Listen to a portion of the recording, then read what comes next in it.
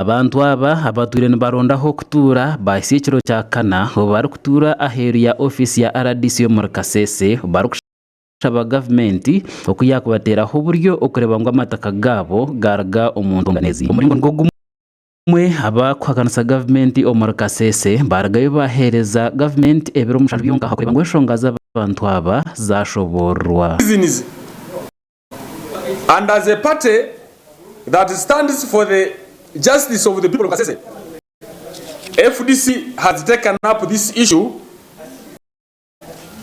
and we are in together with the people in the camp who have been there for quite a long time. We are this morning giving the office of the RDCs an ultimatum of 7 days. Upon our leaders in top leadership, the judiciary, that when a court order is issued, let it be respected. The people that are coming here were given an order.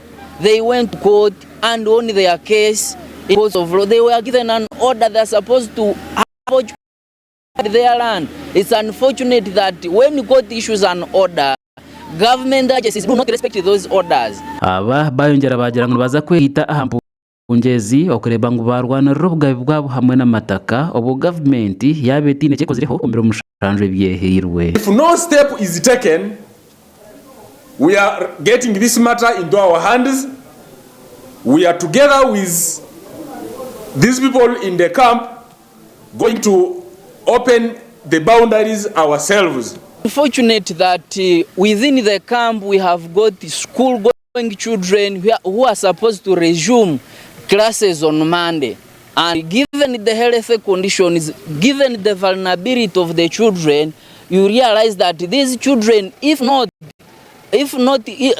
issues are not settled within 2 or 3 days, then they will not be able to join their schools. Jonen bamwenda oroprida w'abahinja aba arigire yashobora nkoti ekamwikiriza kandi yamuherezo rusa rukureba ngo yakomita keri ngo harigire y'abantu abine byetenge bitari kwetegerezebwa abari mbazibirwa ebiri kuza kukorwa hita kandi rumwe. Personally, being a court officer, I was given a responsibility to execute a lawful court order which was a vacant possession. I did all the clearances. I think I have done this for the last 6 years. It's unfortunate that these people have never taken possession. Ogu hayongere yashobora ngo abantu nyamwinji abatu ya office za RDC obwiro barugumaho nukwamagara gabo garu kusisikara kandi yengere yashababo abineketingwa hitakeryo okureka. I know they are grieved. They have school going students.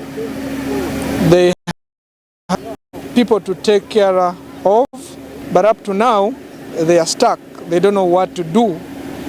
So the more they stay here, the more the situation is going to escalate.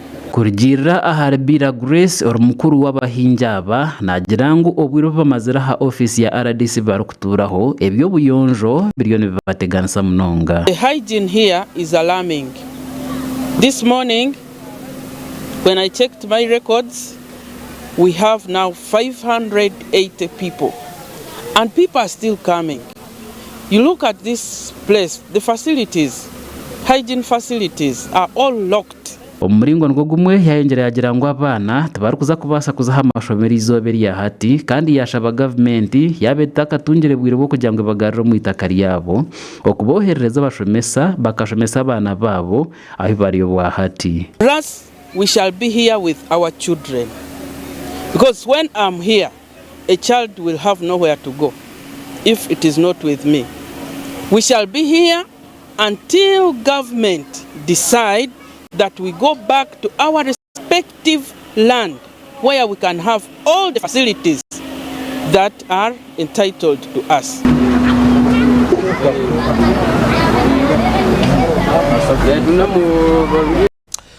Nibyo ebyo muri